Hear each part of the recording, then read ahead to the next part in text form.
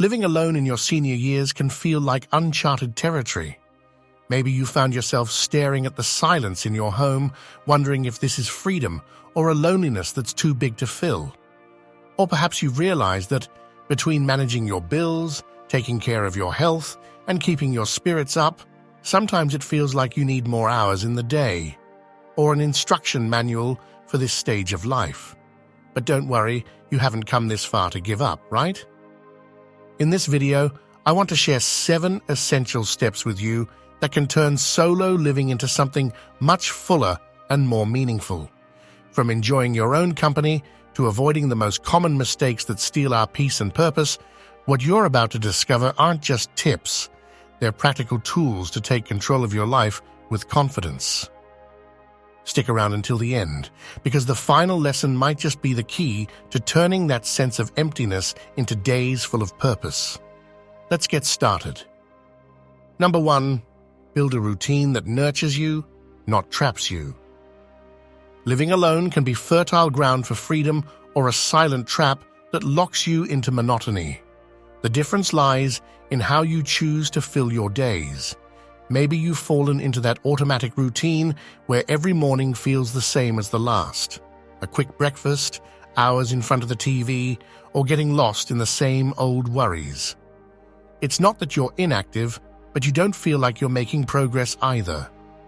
And that's where the danger lies, confusing activity with purpose. Living on autopilot isn't living, it's just letting time pass. The Stoic philosopher Seneca said, "Life is not short, we make it short by wasting it." And a routine without intention does exactly that. It locks your days into a cycle of repetition that, while comfortable, doesn't take you anywhere. But it doesn't have to be this way. The true freedom of living alone lies in designing a routine that nurtures you, that gives you structure, but also space to grow and enjoy. It's not about filling every hour with obligations or obsessively planning your days, but finding a balance between what you need and what nourishes you. Imagine, for example, that instead of waking up aimlessly, you spend your first hours doing something that truly connects you with yourself. It could be a moment of silence while having your coffee, a walk to wake up your body, or simply writing down your thoughts. That small change has a transformative power because you're not starting your day reacting to whatever comes, but choosing how you want to live it. It's a subtle act, but deeply symbolic. You remind yourself that your days are yours. Positive psychology talks about the importance of micro-choices, those small decisions that seem insignificant, but when accumulated, define the quality of our lives. Designing a conscious routine is a series of those micro-choices, choosing what feeds your mind, what strengthens your body, and what fills your heart. It doesn't have to be something grand. Sometimes, taking care of yourself is as simple as preparing a healthy meal, dedicating time to a hobby you're passionate about, or even allowing yourself a guilt-free break. Now, the challenge is avoiding turning your routine into a refuge where you hide. It's tempting to establish habits that keep you busy, but don't confront you with what you truly feel or want. Perhaps, without realizing it, you fill your days with trivial tasks because you're afraid to sit in the silence and reflect on what's missing or what hurts. But remember, a routine that nurtures you doesn't run from emotions, it embraces them. Allow yourself those moments of honesty with yourself. They are the foundation for building something more authentic. The real question you need to ask yourself isn't what you do each day, but how what you're doing makes you feel. Is it bringing you closer to a fuller life, or are you just passing the time? Because a well-designed routine doesn't just give you structure, it gives you freedom. Freedom to enjoy the small pleasures, to explore new passions, and above all, to feel that each day, however simple it seems, has a purpose. In the end, building a routine that nurtures you is an act of self-love. It's consciously choosing how you want to live your days, rather than letting life decide for you. It doesn't matter if you're alone or surrounded by people. If your days have intention, they'll have meaning. Because true wealth isn't in what you do, but in what each day means to you. Number 2, learn to enjoy your solitude without feeling isolated. Living alone has a bit of an unfair reputation. We've been led to believe that being alone is something we must avoid at all costs, as if spending time with ourselves were a punishment rather than a gift. And let's be honest, how many times have you felt that loneliness weighs more than you'd like to admit? Not because you don't know how to be with yourself, but because the world seems obsessed with reminding you that you should have more company. It's as if the silence in your home is a constant reminder of what's missing, instead of an invitation to connect with yourself. I remember Mariella, a 70-year-old friend I met in a reading group a few years ago. Mariella had recently become a widow, and although she had 3 children, they all lived in different cities. "I don't know how to handle this," she told me one day while adjusting her glasses. "When my husband was here, even if we didn't talk all the time, there was someone there. Now, the silence in the house feels deafening." Mariella tried to fill her time with activities, signing up for painting classes, yoga, and even a baking course. But after a few weeks, she confessed to me that even though she was busy, she still felt alone. "Do you know what my problem is, Gabriel?" she said with a half-ironic smile. "I'm trying to run away from loneliness instead of learning how to live with it. And to be honest, I don't know where to start." That was a turning point for Mariella. Together, we reflected on the difference between being alone and feeling lonely. Because in the end, loneliness isn't about how many people are around you, but about the relationship you have with yourself.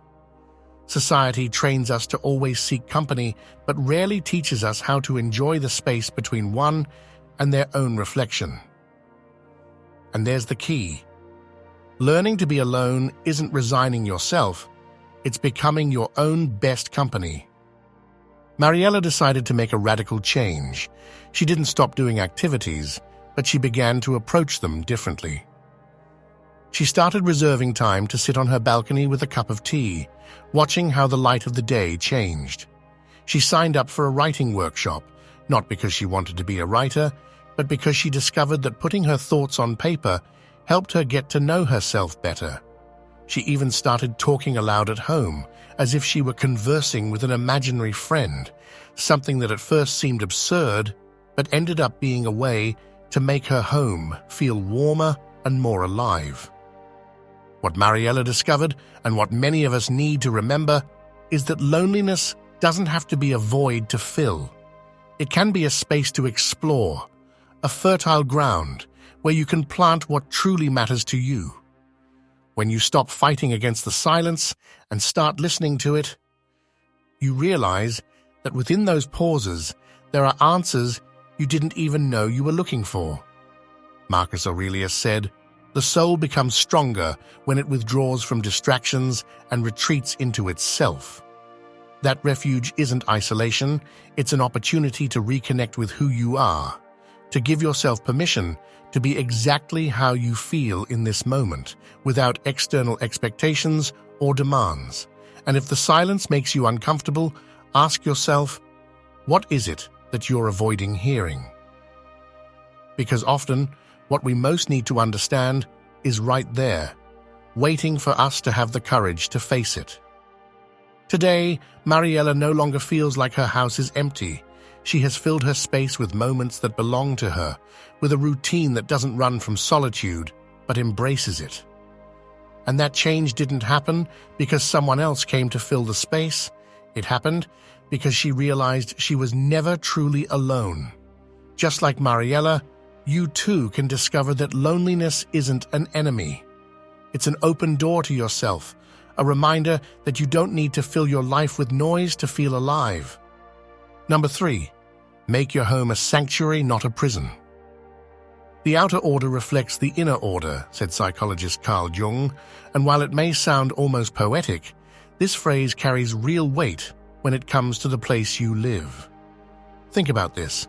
Your home isn't just a physical space, It's the stage where your life unfolds, a silent reflection of how you feel about yourself. Is it filled with things you no longer use? Does it hold memories of the past that weigh on you more than they bring you joy? If you're not careful, your home can become a place that holds you back instead of one that propels you forward. But here's the good news.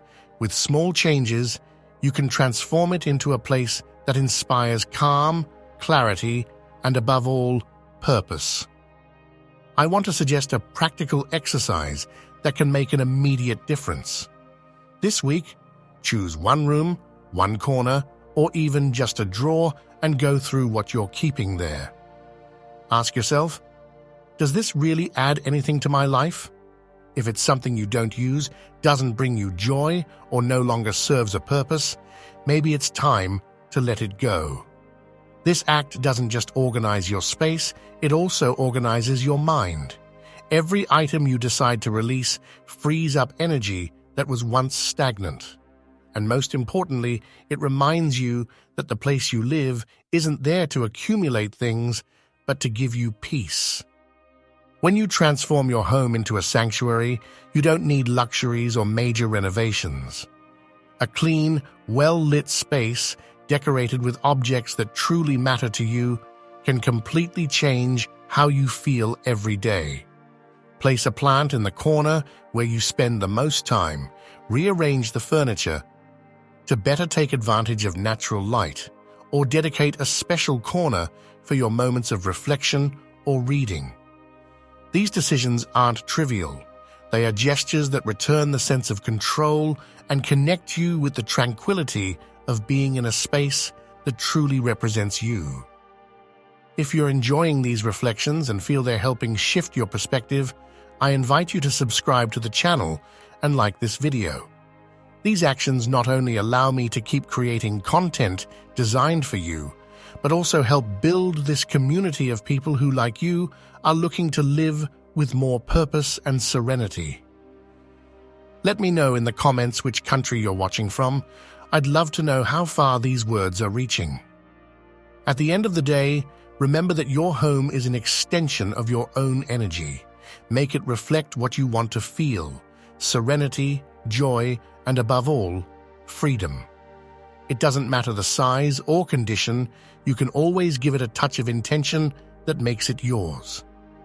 Because when your space takes care of you, you're not just living in a house, you're living in a place that embraces you, calms you, and reminds you that every day is an opportunity to start fresh. Number 4, care for your body as an act of love, not obligation. Your body is the only companion that has been with you through absolutely everything. It has endured your decisions, your good days, and not so good ones, and even though you may not have treated it with the love it deserves at times, it's still here, loyal, and ready to accompany you for another day. But let's be honest, how many times have you looked at it with impatience or even frustration?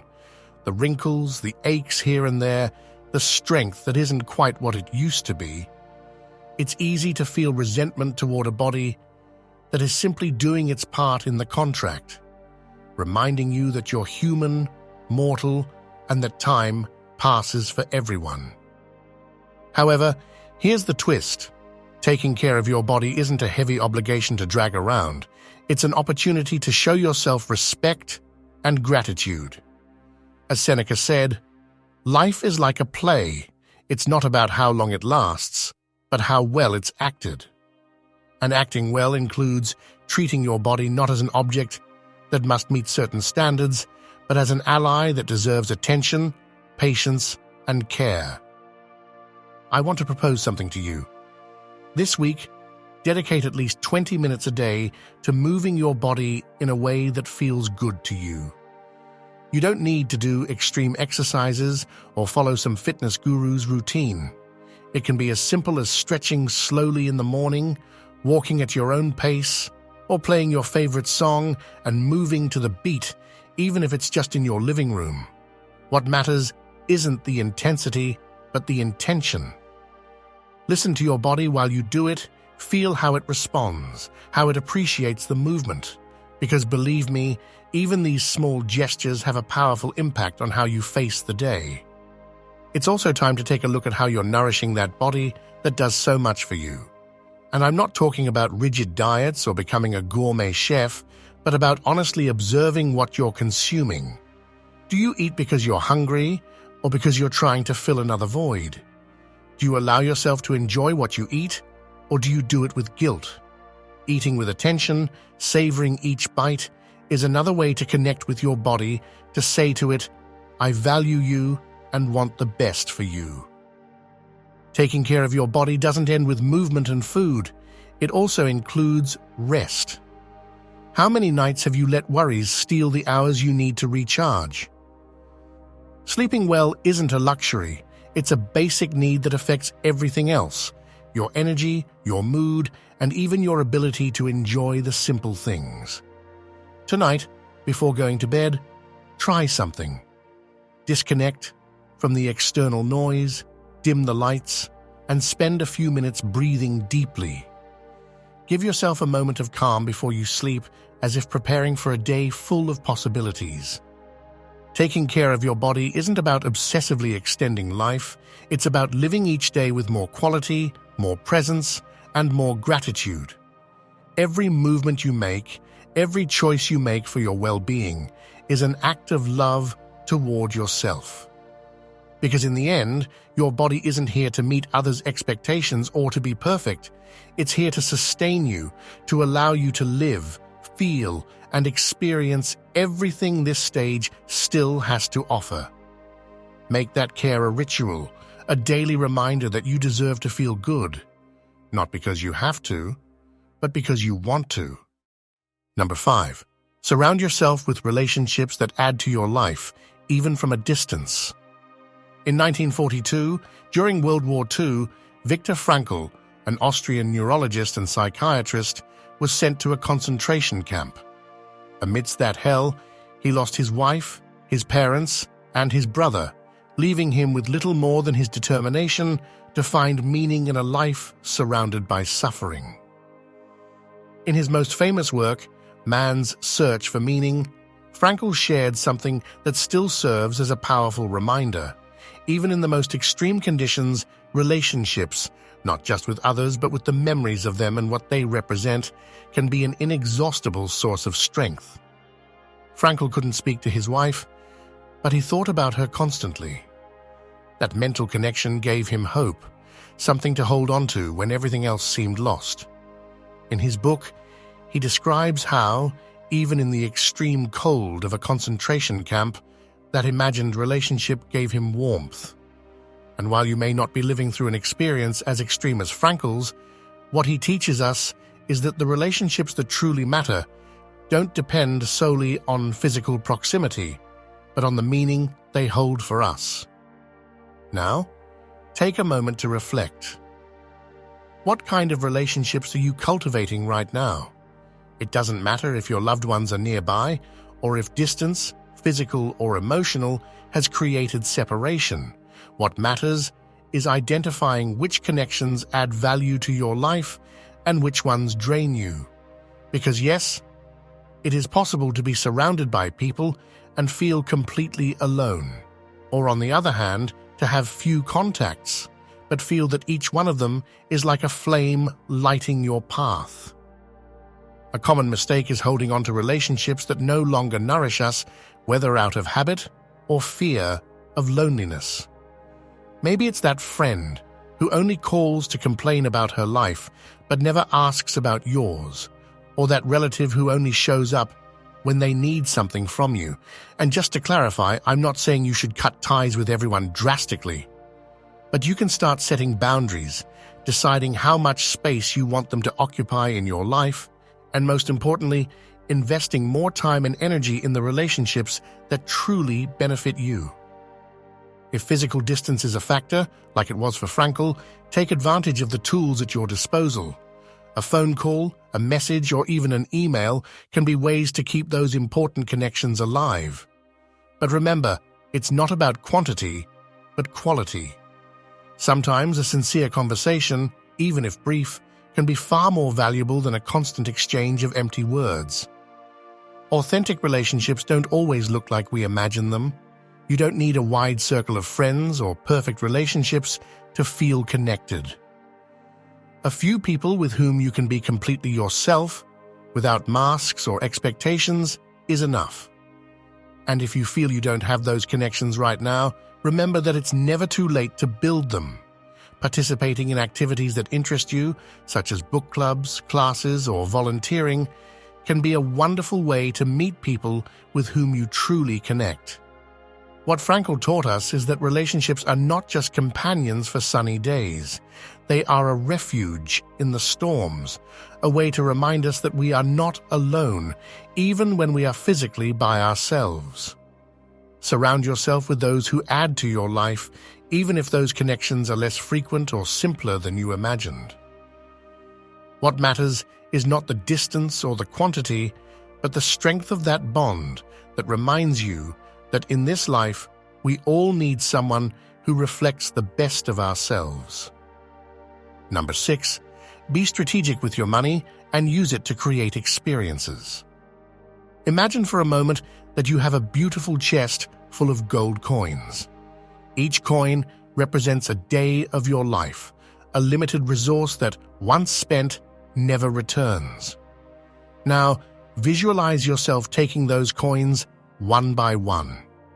Some you spend on useful things, others on trivialities that don't really bring you happiness, and a few, perhaps, you save in a corner because you think, better not touch them, just in case. But here's the trap. That chest isn't infinite, and those coins can't accumulate for a perfect tomorrow that may never come. The real question is, how are you using your wealth today? Many times we behave like dragons guarding treasures, sitting on mountains of resources we don't use because we're afraid of running out. Maybe that's why we often end up spending on things that give us momentary satisfaction, but are soon forgotten. Another decoration for the house, a dinner at a place we don't even really like, or an impulsive purchase to fill an emotional gap. Meanwhile, what truly nourishes us, those experiences that feed the soul and fill us with unforgettable memories, gets relegated to someday. But here's the twist in the metaphor. Those coins aren't meant to stay in the chest. They're meant to circulate, to transform into moments that give meaning to your life. Maybe it's a trip you've always dreamed of taking, a class to learn something that excites you, or even a simple walk with a loved one. What matters isn't how much it costs, but the value it brings. Because those coins, when invested in experiences that connect you to life, don't disappear. They become something eternal, memories that you carry with you, even when the chest is empty. Being strategic with your money doesn't mean depriving yourself, nor does it mean splurging. It means asking yourself this question: will what I'm about to spend make me happier, more fulfilled, or more connected to what truly matters? It's like planting a tree. Each conscious investment is a seed that can grow and give you shade, fruit, and beauty for a long time. But of course, if you keep planting in barren soil, no matter how many seeds you have, nothing will bloom. Remember that the true value of the coins isn't in hoarding them out of fear or spending them impulsively, but in using them to enrich your experience of living. Because in the end, what will stay with you isn't how much you accumulated, but the stories your coins allowed you to tell. What story do you want your wealth to write? Because you still have time to decide, and believe me, that chest looks much better when it's not full of coins, but full of unforgettable moments. Number 7, find purpose in the simple things. Think of a river flowing quietly between the mountains. It's not in a hurry, it's not trying to get anywhere in particular, but in its apparent simplicity, it brings life to everything it touches.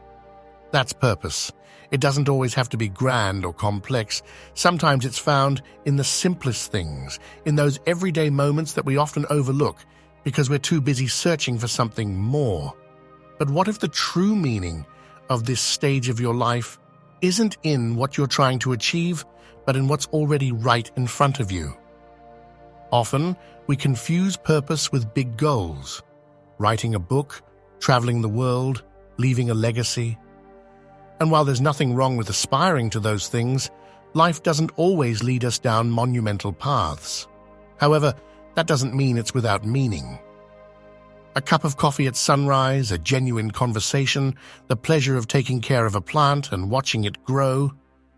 Those simple moments contain just as much richness as any epic achievement.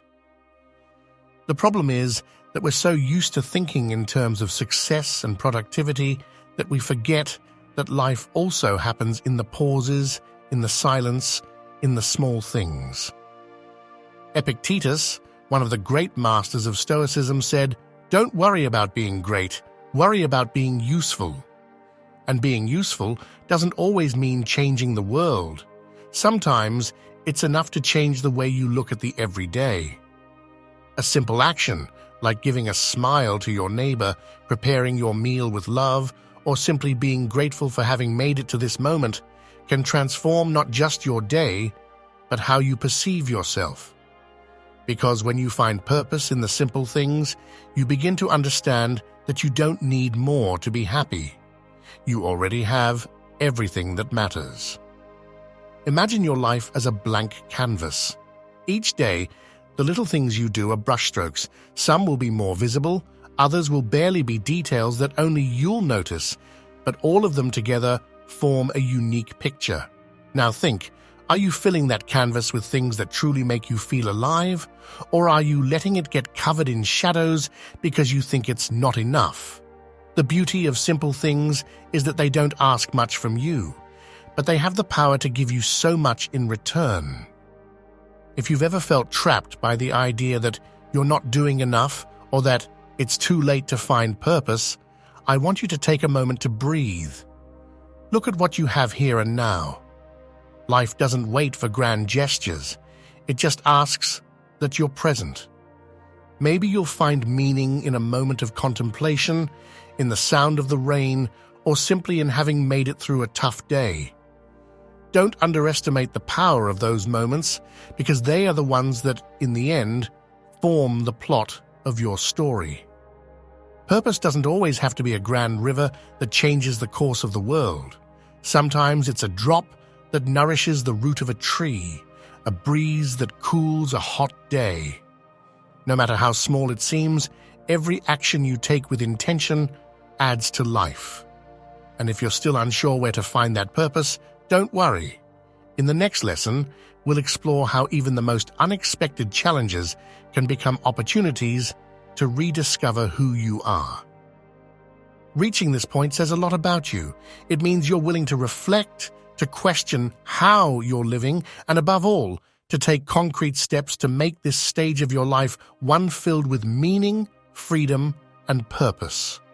That, in itself, is already an act of courage, because facing our life head-on is not always easy.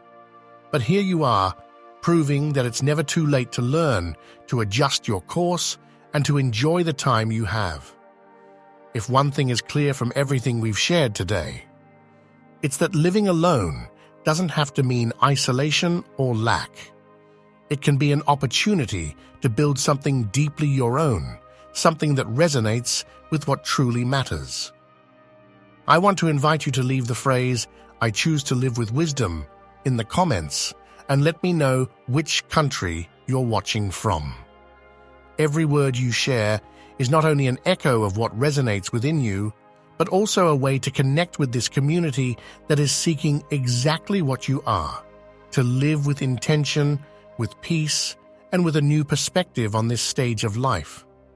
I'd love to read your thoughts and feel that these reflections are reaching those who truly need them. If this video has inspired you, consider subscribing to the channel so we can continue sharing this journey together. And if you know someone who could benefit from these ideas, don't hesitate to share this content with them. Sometimes a message like this arrives at the perfect moment and can make a big difference in someone else's life. Always remember that the value of your life is not measured by the things you accumulate or the expectations others have placed on you. It's measured by the quality of your days, by the connections you choose to maintain, by how you take care of yourself, and by the purpose you choose to find even in the simplest things. No matter how many years have passed or what you've experienced, the present always has room for gratitude, learning, and the possibility of starting over. Because, in the end, life is nothing more than a collection of moments lived with intention, and you have the power to decide what story you want to tell with the days ahead of you.